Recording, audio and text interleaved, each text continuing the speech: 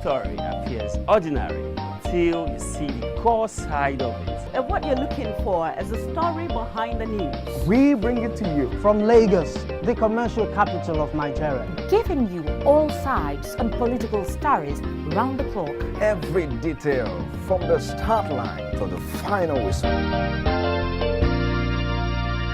CoreTV News, expanding your view.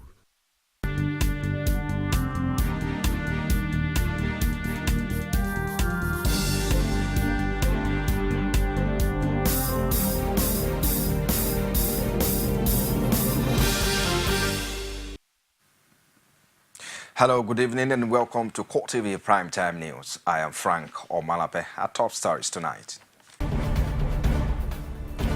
INEC Chairman Atahiru Jega backs partial development of soldiers for the general elections.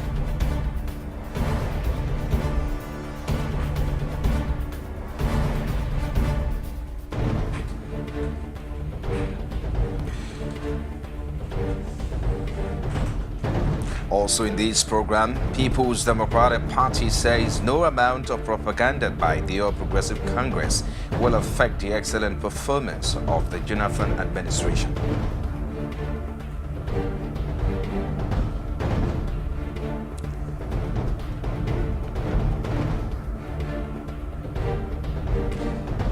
And Nigerian troops flush Boko Haram insurgents from Yobe State.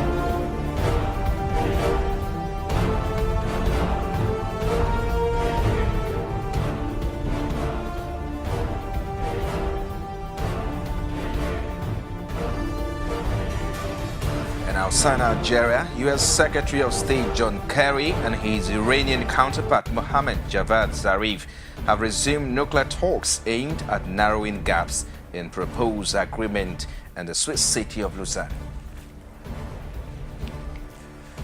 Thank you for joining us tonight. The Independent National Electoral Commission, its support of partial development of military personnel to support the police on the election day.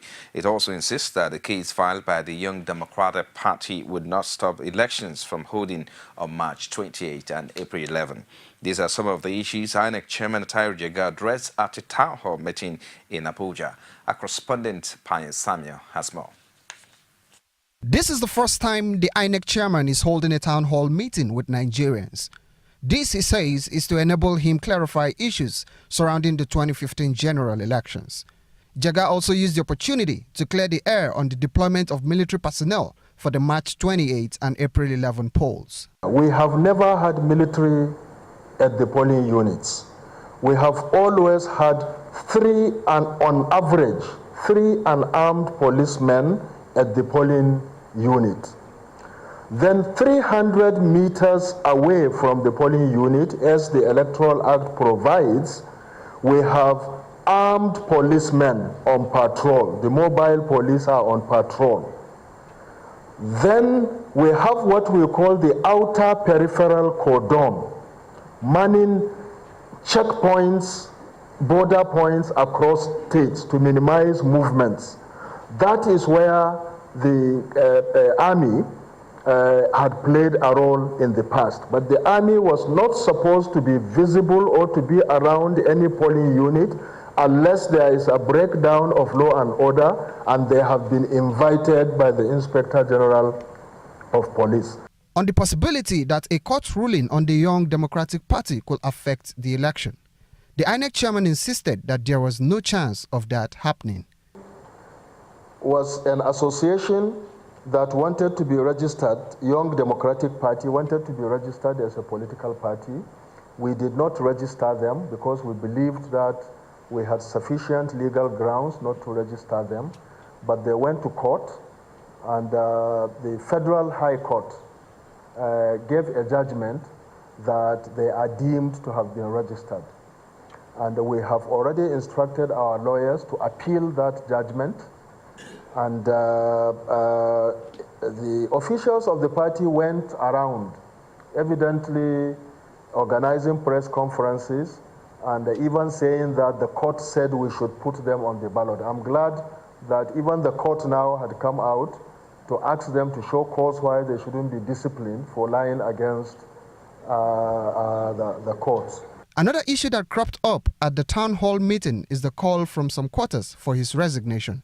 Jaga is not worried about the situation. This, he says, is because he neither has any plan to leave nor is under pressure to go on terminal leave. Demands for either my resignation or for my removal, and there are even now some demonstrations for that. As far as I'm concerned, I have a job to do and I remain focused to do it. Nobody has told me I'm being removed.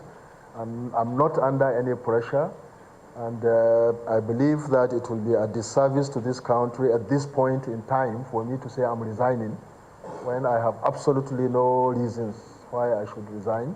So everybody in INEC is focused on delivering the best elections that we can for this country.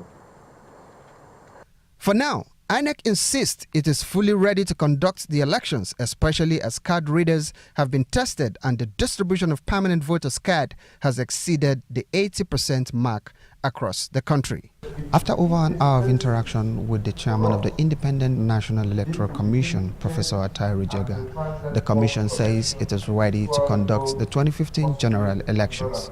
It also assured Nigerians that the military will be deployed to safeguard the parameters of the polling units in order to forestall any breakdown of law and order. From the Yaradua Center in Abuja, Pius Samuel, CoreTV News. While the chairman of the Independent National Electoral Commission, Atahiru Jega, says the fire that gutted the commission's warehouse at the weekend will not affect the March 28 and April 11 elections. Speaking during a town hall meeting, Jega disclosed that the materials that were affected were those of 2011 and had no connection with the 2015 elections. He maintained that the fire was as a result of a spark from the distribution panel when power was restored to the area. Saturday night, there was a fire outbreak in our central store here in Abuja. This is a common thing that many people are aware. There was no general electricity, and when they brought back the light, there was a spark in one of the distribution panels. And that distribution panel caught fire, and it was around 11 p.m. at night. But we mobilized and got the support of the fire service, and within a period of 1 hour, the fire was controlled. Some 2011 old stock of electoral materials, primarily handbags for election officials and envelopes, were destroyed. No material relating to the preparations for the 2015 general elections was affected in the fire incidents. And that was why, in order to minimize speculation, we ourselves, Sunday morning, contacted the media and informed them. Nobody knew that this had happened, but we contacted them, notified them, organized a tour where we showed them this is what happened, this is the extent of the damage. It has not affected any preparation for the 2015 general election.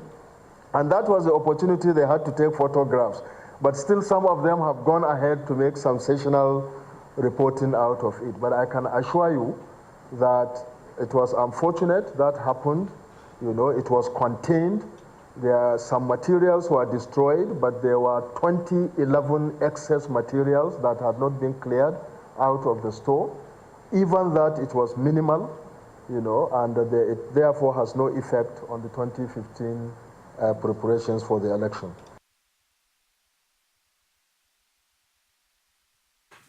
And now the last is yet to be heard of moves to removal of INEC boss Atahiru Jega's members of the Odua People's Congress, together with some Lagosians under the umbrella of Concerned Citizens of Nigeria, have asked for the removal of Jega. A correspondent, Patience Ajiboye, has details.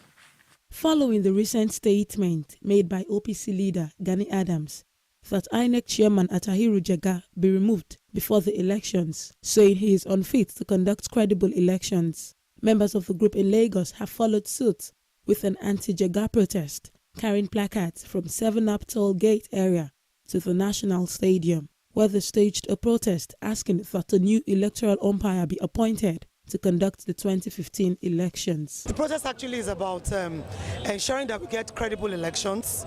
We want to not just voting. We want to protect our votes and ensure that this time around we are not rigged out or there's no foul play at all. And then secondly, we are clamoring for Jega's removal because it is apparent from every quarter that Jega has compromised. So we are saying no to any form of compromise.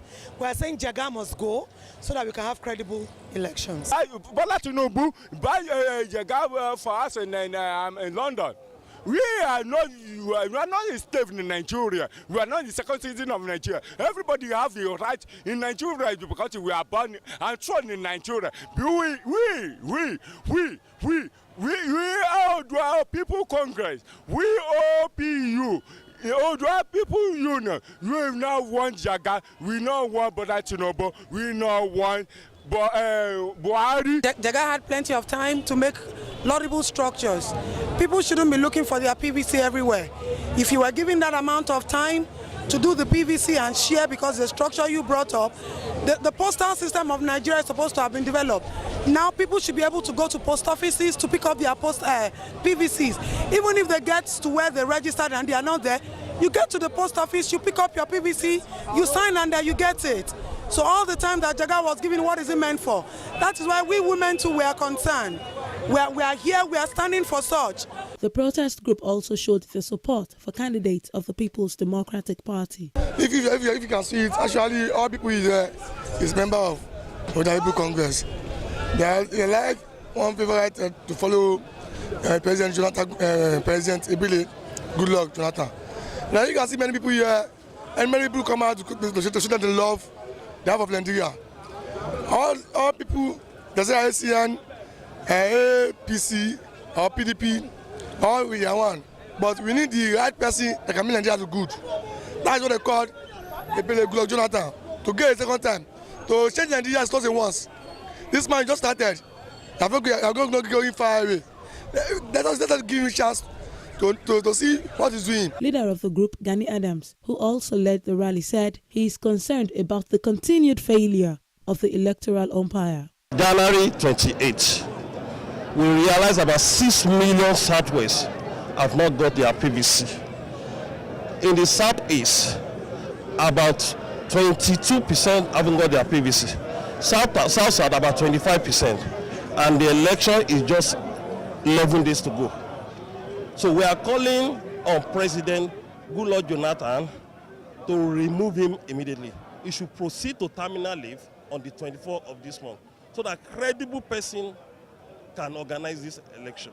Meanwhile, road users had their own unfair share of the exercise, as the traffic build-up created by the protest went as far as Beggar bus stop, while there were also allegations of destruction of billboards and banners with APC logo or candidates on it. Patience Ajiboye, CoreTV News, Lagos. Meanwhile, members of the National Coordinating Council of the Oodua People's Congress, the highest ruling body of the organization, have dissociated themselves from the group they describe as shameful, destructive, violent, and reactionary activities of the Gani Adams-led faction of the Oodua People's Congress. They said what was witnessed today in Lagos was the highest level of political violence sponsored and funded by certain elements in the Jonathan government, maintaining that Gani Adams is on his own and does not enjoy the support of a large size of the membership spread across the country. The members accuse Adams of unleashing terror on innocent citizens, saying it is not a people-oriented advocacy. They asserted that the Yorubas are politically sophisticated people and will simply ignore opportunities like Gani Adams, renouncing him and his activities or against the larger Yoruba interests. They, however, call on Yorubas to be vigilant politically at this time, concluding that Nigeria needs a new leadership, a new direction, and a country that works. And now the People's Democratic Party Presidential Campaign Organization has said no amount of cynicism by the All Progressive Congress can undo the achievements of President Goodluck Jonathan during his first term in office. He said in a statement signed by the spokesman Femi Fani-Kaode that under the Jonathan administration, power generation went beyond the 4,500 megawatts mark from the 2,550 megawatts he inherited. The campaign team noted that the Jonathan-led government is partnering the global electricity leader, General Electric, in order to achieve a target of 15,000 megawatts capacity by 2020. On agriculture, the PDP recalled that the Food and Agriculture Organization formally presented Nigeria with an award for achieving the Millennium Development Goal and hunger 3 years ahead of the 2015 target date set for the Millennium Development Goals. It also pointed out that it took the government only 60 days to bring about a total revolution in Nigeria's fertilizer distribution system. The People's Democratic Party Presidential Campaign Council has ranked President Goodluck Jonathan higher than his predecessors in office in the fight against corruption. This is said is contrary to the position of the All Progressive Congress. A spokesman for the party's campaign team, Femi Fani-Kaode, said in a statement that Jonathan has successfully plunged all the loopholes which corrupt persons take advantage of to operate freely in the country. He said, on the other hand, APC presidential candidate Muhammadu Buhari cannot fight corruption because he is not only surrounded by corrupt men, but also unable to give what he does not have. To justify his position, Fani-Kaode cited the agriculture reforms of the Jonathan administration with special reference to the new system of fertilizer procurement. He also claimed that the president had, through his NNPC reforms, saved the country millions of dollars in oil subsidy. And now the All Progressive Congress presidential campaign team says Nigerians are still struggling to cope with fuel shortage in many parts of the country aside from Lagos and Abuja. This is claims had led to near paralysis of socio-economic activities in most parts of northern Nigeria, southeast and southwest. Deputy Director General of the Campaign Council, Olorunibe Mamora, said at a news conference in Abuja that fuel price in these places range from 110 to 150 naira. He argued that the government has failed to meet the yearnings of Nigerians on availability of petroleum products. From the reports we gathered across the states in Nigeria, a liter of petrol is selling in Aba at 110 naira. In Benin, it is selling at 150 naira. In Uyo, a liter is selling at NNPC mega station at 97 naira, while other privately owned fuel stations are selling at 110 naira per liter. In Kaduna and other states, the scarcity is biting harder as petrol is selling above 120 naira with long queues. In Port Harcourt and southeastern states, a liter of petrol sells between 130 naira and 150 naira, just as it is selling above 100 naira in Ado-Ekiti and Akure. This is the sorry state of our country today. A major crude oil producing country depends on massive importation of refined petroleum products to meet local consumption. You're watching CoreTV Primetime News. We'll take a short break. We'll be back with more stories after this timeout. Stay with us. Election time don't come. Time to vote don't come. Your vote tonight, your power. Make you use them well. For Lagos State, APC, don't do better. Better road, transport, get better school, hospital cell, better economy, plenty jobs, security, the environment. For continuity in excellence in Lagos State. Vote for APC, APC, All Progressives Congress, APC. Vote for APC, APC, APC, APC. Vote for Akinwumi Ambode for governor. Vote for the consolidator, Akinwumi Ambode, for governor of Lagos State. Vote APC. If you just join us, this is CoreTV Primetime News. Here's a recap, or a bigger pardon. Here is some of our top stories. A reminder now.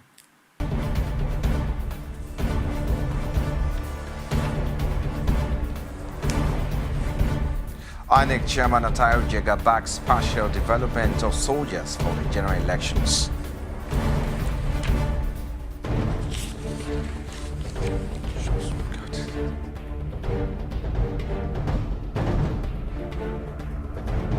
And now the People's Democratic Party says no amount of propaganda by the All Progressive Congress will affect the excellent performance of the Jonathan administration.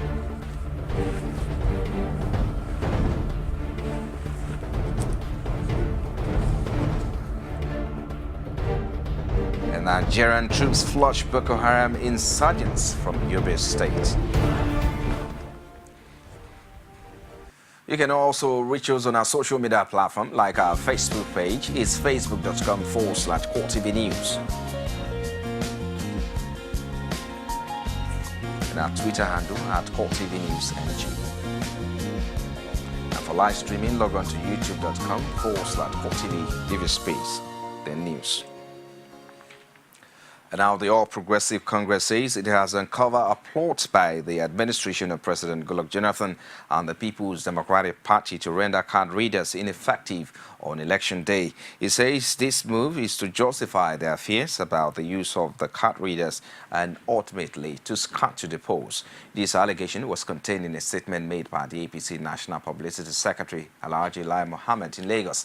Lai insists that he can authoritatively inform Nigerians that the morbid fear of card readers by the Jonathan administration and the PDP has now been translated into concrete action, as the PDP has hired an Israeli Giora beggar to do the dirty job of jamming the card readers. The party added that the Israeli was hired specifically to develop 3 prototype card readers jammers, which he had accomplished developing 3 of such jammers and 100 meters to be carried in the pocket of trusted PDP stalwarts on election day with a view to disabling the card readers within the state radius. It also says apart from disabling the card readers, the jammers will also disable all telephones, iPad within the state radius of those carrying them on their persons. The APC equally alleged that an order had been placed for 75,000 pieces of the jammers at a cost of $200 per piece, bringing the total cost to $15 million. APC claimed that the jammers will be freighted to Nigeria next week. And now local members of the Fulani socio-cultural group Miyetti Allah have accused the national leadership of the group of extorting money from government officials in exchange for support for President Goodluck Jonathan's re-election bid. They made the allegations against the backdrop of assurances by the national president of the group that he would mobilize support for the president. Some members of the Miyetti Allah said at a news conference in Abuja that no single individual can decide for all its members. It also says that they are also watching. We know our problem and we are now trying to see that we solve our problems. I don't see a reason whereby somebody will come to you and tell you that the entire Fulani of Nigerians are voting for PDP or they are voting for one party. You have to think twice. There is no how you can leave your brother or your biological brother to go for somebody.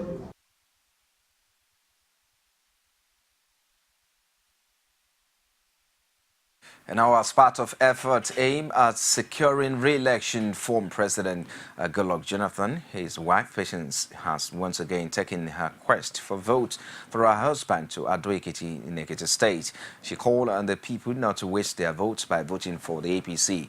Our correspondent Rashid has more in this report.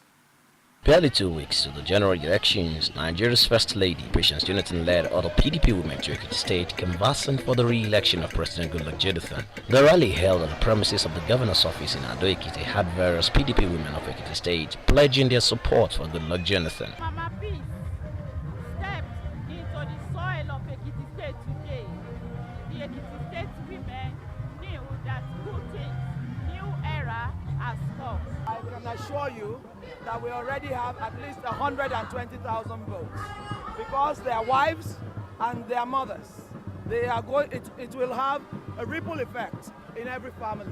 And seeing us here all together means strength for our party. The governor of Ekiti State, Ayodele Fayose, once again took a swipe at the opposition, adding that the PDP is for the development of Nigeria. How can somebody in the age of my mother want to be governor, not to say president of Nigeria? May God forgive our team. Mama Jonah, Mama Peace, when they carry their own wife, make it come talk now. Whether that's our Baba, you know him. Whether he tear his card, you not tear his card. Whether he chop the card, you not chop the card. But I didn't know they go anywhere. Patience Jonathan, speaking at the rally, expresses gratitude to Ekiti women while also canvassing for their votes, stressing further that a vote for the opposition is a waste.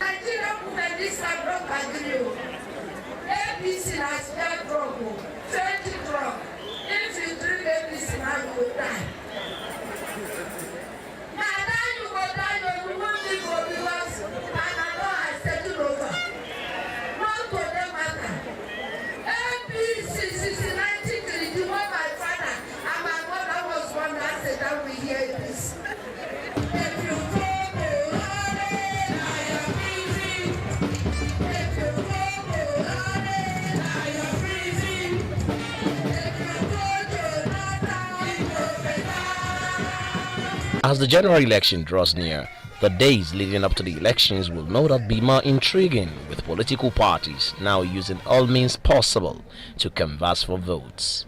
Rashid, CoreTV News, Ado Ekiti. Meanwhile, Patience Jonathan White was in Ekiti, the wife of the APC presidential flag bearer Muhammad Buhari, Aisha Buhari, was also in Ilorin, the Kwara State capital, leading other APC women on a voter education tour while paying courtesy and solidarity call to the governor of the state, Abdul Fattah Ahmed. Aisha, accompanied by Dolapo Shibajo, charges Nigerians at large to be educated on the logo of the APC so as not to lose votes during the general elections. Rashid has details.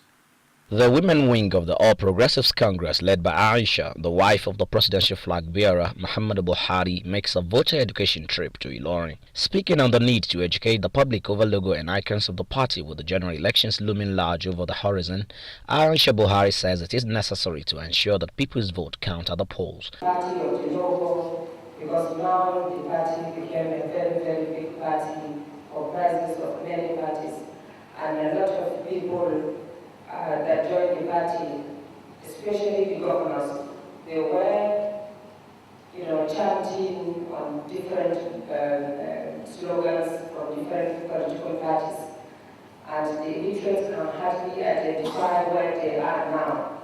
So it's so important for us to educate the electorates about the rule. And our major supporters are masses, masses, masses, masses.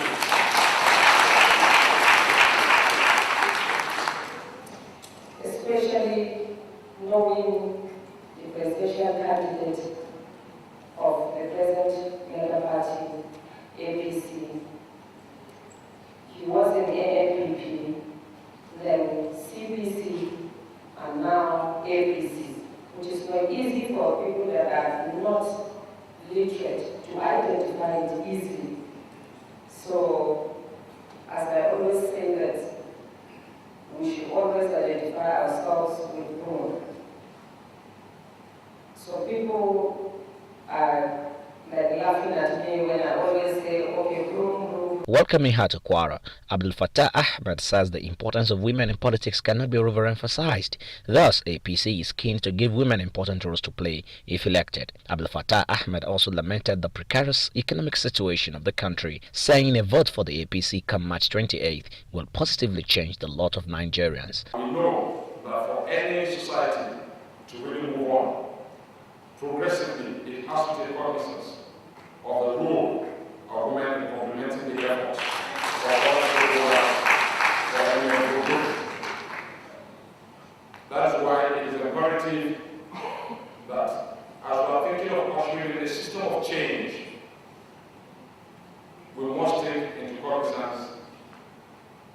not only the sheer numbers of women, but also the need to encapsulate their interest into the developmental programs we have. As a party, APC has come to stay.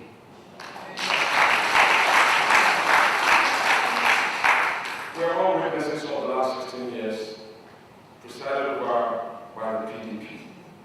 Yes, we were part of the PDP, but we saw the fallen ways of the PDP. We saw that PDP cannot take Nigeria to the promised land. Under the current circumstance, Nigeria requires to change. Nigeria requires to move on for greater heights. We can't continue sitting the way we are and expect to get new things to happen. Anything which has not been done cannot be done except with efforts which have not been tried. As the APC continues with the campaign in form of voter education, Nigerians keenly await the March 28 date where the success or otherwise of all strategies will be tested. Rashid, CoreTV News, Ilorin. A Lagos High Court has granted an injunction restraining their communications to owners of AIT from broadcasting or transmitting or airing a documentary titled The Lion of Bodleian pending the determination of the motion and notice. This is on the basis of an application by the national leader of the All Progressive Congress, Bola Tinubu, through a team of lawyers led by Wole Olanipekun. The court also adjourned the motion for interlocutory injunction on the application of the defendant counsel to Friday, March 20. The communications owners of AIT were represented by Mike Ozekome. And now Nigerian troops have forced out Boko Haram insurgents from their last strongholds in Yobe State. Defense headquarters said through a Twitter feed that soldiers reclaimed Goniri on Monday morning. The latest breakthrough came few days after the military flushed out insurgents from Adamawa State. Meanwhile, Chief of Defense Staff of Nigeria, Chad and Niger have resolved to establish a structure for joint planning to enhance ongoing counter-terrorism operations in the northeast. This is with a view to consolidate on the successes so far achieved as well as accelerate the tempo of the operations. The defense chiefs from the three West African countries also resolved to establish a joint operations headquarters pending any other structure being put in place at regional and international organizations level. Spokesman for the Defense Headquarters, Major General Chris Olukolade, said in his statement that the modifying arrangement is to enhance operational and tactical coordination as well as synchronize command and communication in the field. He says the structure will operate in cognizance of existing bilateral and multilateral documents and understanding among the countries. The meeting also resolved to enhance correct reportage of the ongoing counter-terrorism operation.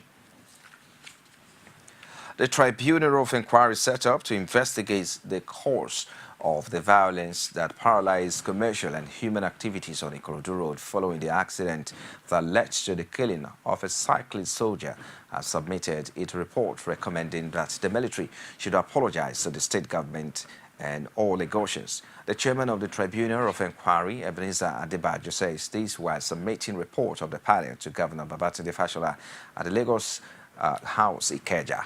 Our correspondent Abdullah Aluwale was there. His report is presented from our studios. The violence that trailed the death of a cyclist soldier as a result of an accident involving the military officer and a station black bus in July 2014 at Palm Grove bus stop along Ikorodu Road left behind vandalization of BRT buses and harassment of residents who tried to record the incident on the camera of their phones. Worried at the violence, the Lagos State government set up a tribunal of inquiry chaired by retired Justice Ebenezer Adebayo. Tasks given to the tribunal of inquiry included unraveling the immediate and remote causes of the incident. After several sittings and submission of evidences by affected parties in the violence, the chairman of the inquiry recommended that the military should tender an apology for the incident. Adebayo also blamed the operators of the lag bus for abandoning the vehicle that caused the accident on the road after it was left with no fuel.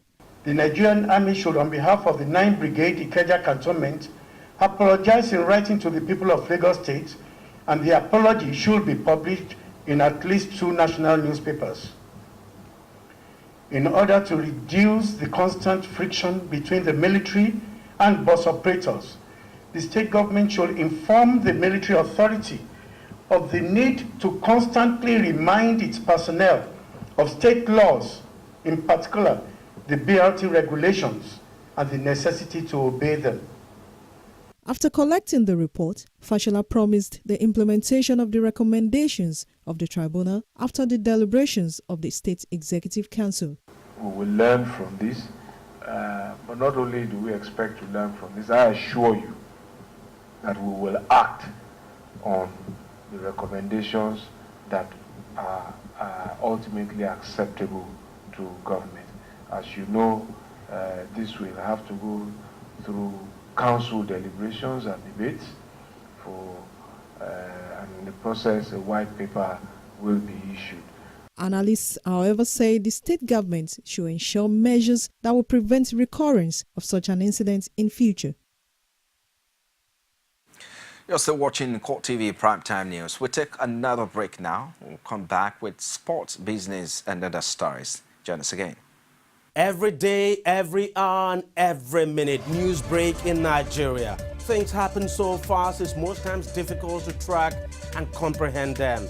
But that's what we do right here on Digi 360. 2015, would you want to come back again? It's like asking Jesus Christ if he knew he was going to die, will you want to come back as the savior of the world again? We do not just help you track the stories, we break them down, explore all the angles, analyze the issues so that you can fully comprehend the stories and use them to make the right decisions.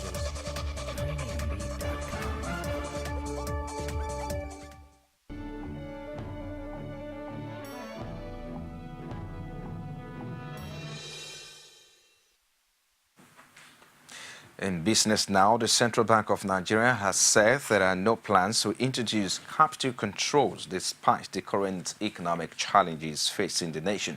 According to the CBN Governor, Godwin Emefiele, capital control is a phrase used to describe a phenomenon where investors bring in capital to a country. There may be some restrictions preventing them from liquidating the investment whenever they decide to do so. Emefiele says the plan for Nigeria is to remain a free entry and free exit market. In 2009, capital controls were removed completely. The Nigerian Stock Exchange market capitalization today has 52% foreign and just 48% of local, and this, he said, has reflected on the growth of the market capitalization. With a drop in revenue earnings, pressure on the demand for foreign exchange, Emefiele says capital control is not an option. And to forex market now, the Naira on Monday traded within a range at which it has been relatively stable for almost a month on the interbank market, supported by dollar sales from the central bank and the Nigerian units of Shell and Chevron. The Naira closed on change at 199 Naira to a dollar, while it traded at 224 at the parallel market. The Central Bank of Nigeria scraped its bi-weekly forex auctions last month and fixed its clearing rate at 197 Naira to a dollar in a move to curb speculations on the currency. The Naira has since been trading at around 197 Naira to 99 Naira to a dollar. A total of 104.5 million US dollar sales were carried out on Monday at a range of 197 to 199 Naira to a dollar just before the market closed. The central bank this month fixed the rate at which banks can buy dollars from oil companies at not more than 2 Naira spread to its clearing rate, a latest attempt to prop up the currency hit by the drop in oil prices. Let's now join Sabina Izoko for Stock Market Report. CoreTV News Stock Market Report. Hello there and welcome to the Stock Market Report segment with me, Sabina Izuku. Equity transaction on the floor of the Nigerian Stock Exchange ended on a negative note today as the Nigerian All Shares Index depreciated by 2.57% to close against the previous gain at 29,929.56 basis points. The market capitalization decreased in the same manner to close at 9.98 trillion naira. In all, a total volume of 298.9 million units of shares valued at 1.83 billion naira were exchanged in 3,703 deals. On the gainer side, Gasco Smithkline told the gainers chart to close at 42 naira with 2 naira price difference, followed by 7up, Mobile Oil, Vitafoam, and Nigerian Aviation Holding Company of Nigeria.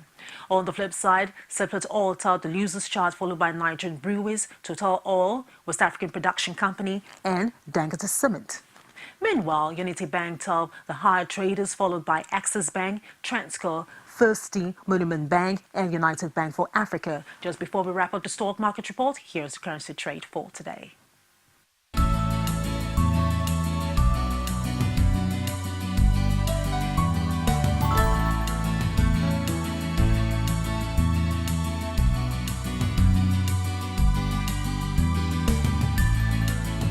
CoreTV News Stock Market Report. And now with happening the world of sport, let's now join Branson Owana for our more update. Our style, that's what he delivered. Here's that ball, storming, Oyol with a flying lead. Go taking them out in the lead and really.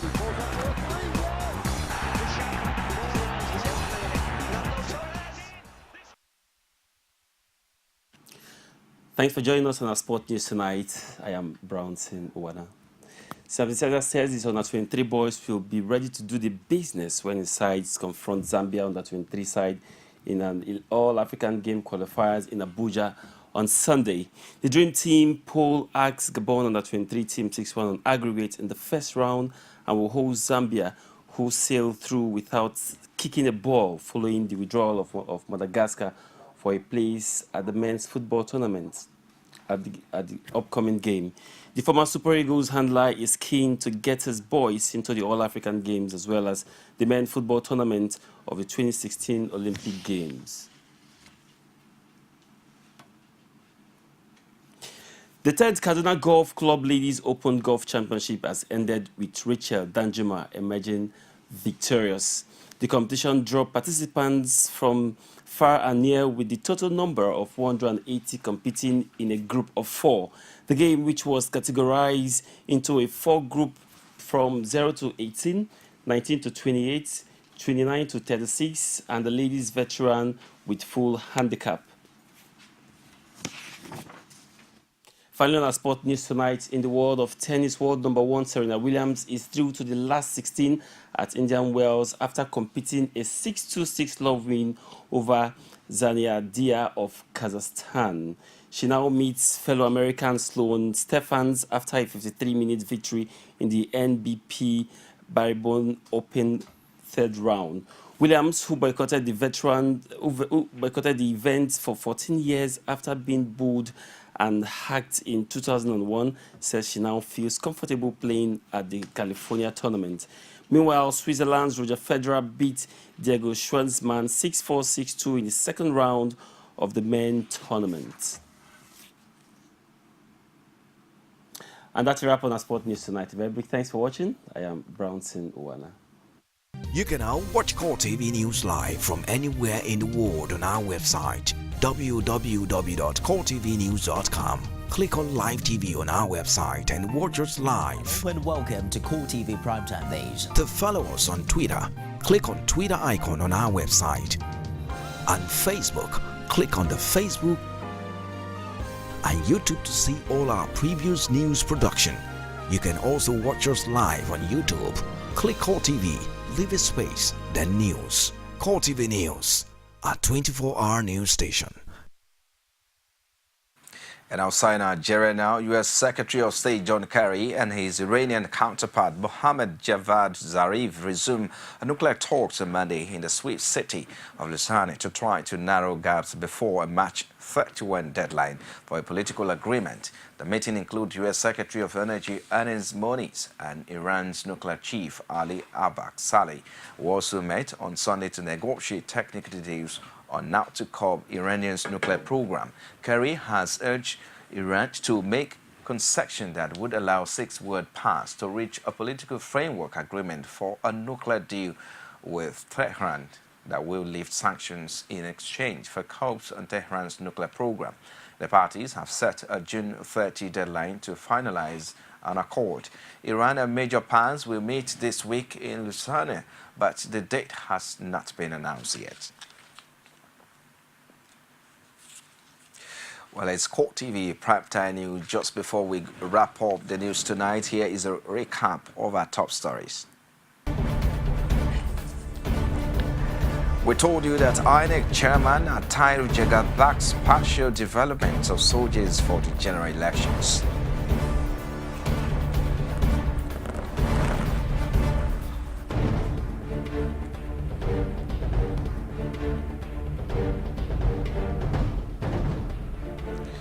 We also reported that the People's Democratic Party says no amount of propaganda by the All Progressive Congress will affect the excellent performance of the Jonathan administration.